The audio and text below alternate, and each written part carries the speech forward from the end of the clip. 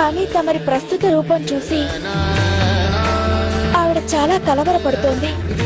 నా ఈ రూపంలో లోపమేమి పార్వతి? నేను ఎలా ఉంటానో అలాగే వచ్చాను. కైలాసంలోనూ ఇలాగే ఉంటాను. ఈ రూపంలోనే కదా నీవు నన్ను చూసినది. ఈ రూపాన్నే కదా నీవు ప్రేమించినది. ఆ సంగతి వేరు. నాకు మీ అన్ని రూపాలు ఆమోదకరమే. కానీ నా తల్లిదండ్రులు కోరుకునేదేమిటంటే వారి యొక్క కుమార్తెను వివాహం చేసుకునే వరుడు రూపవంతుడై ఉండాలని. రూపవంతుడనగా నిర్వచనమేమిటి పార్వతి? మరి దేన్ని అందమనాలి? అందమనేది ఏదో ఎలా చెప్పగలం?